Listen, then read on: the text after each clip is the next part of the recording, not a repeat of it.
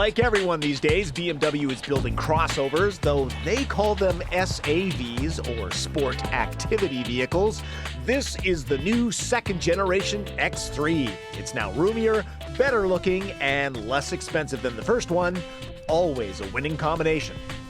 A little history, the first gen here was launched with a suspension that was so rock hard, so punishing, even die-hard Bimmer fans had to get their molars checked on a regular basis. Eventually, it was rectified, but I've got to believe that the reputation took some of the momentum out of the vehicle's sales. Time for a fresh start. The big kahuna in this class is the Lexus RX, but none in this segment are exactly cheap. That's why the Y shopper will also be test driving the Mercedes-Benz GLK, Volvo XC60, Audi Q5, and Cadillac SRX. My tester has the smaller of the two available engines, an inline-six with 240 horsepower. xDrive, or all-wheel drive to you and me, is standard on X3. So is an 8-speed automatic transmission. It can be shifted manually. Enjoy driving? Then X3 will be high on your list. 0 to 60 comes up quick, just under 7 seconds, and remember, this is the smaller engine. It's very nimble on its feet, expected from a BMW. The EPA rates fuel economy at 19 city, 25 highway. Ride quality is the coveted, firm yet comfortable dynamic. Does it lean and roll in corners? No.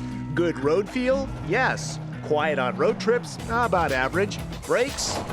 Excellent with good modulation.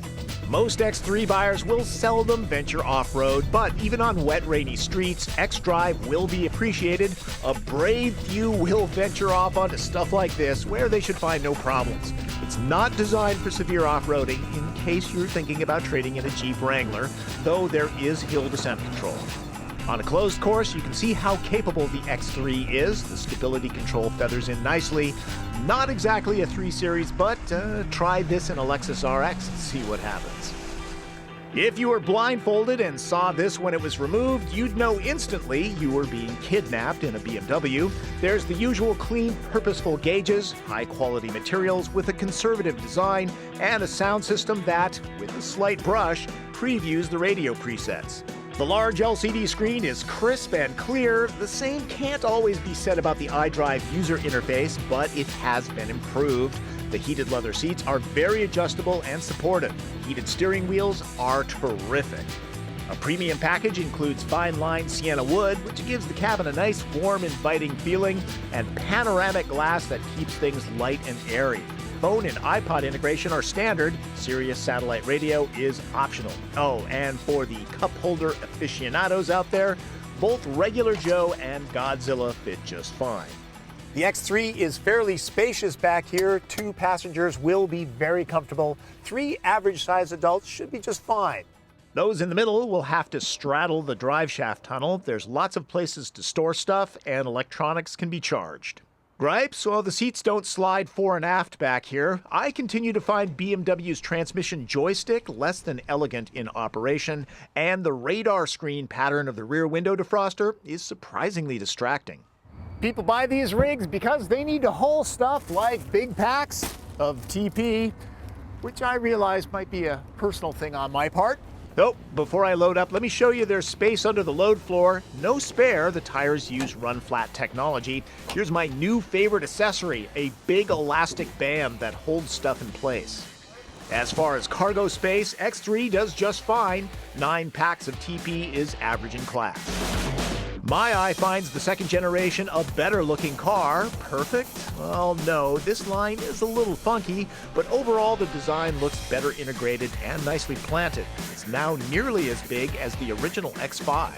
X3 is built in South Carolina. The base price is $38,000, but who drives a stripped BMW? This one is optioned up to $44,000. To soften that, BMW pays for all of the maintenance for 4 years or 50,000 miles. The X3 does all of the things other crossovers do.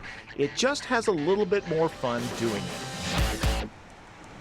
Need more power? Well, I think the 28i is just fine, really, but there's always the twin-scroll turbo-equipped X3 xDrive28i.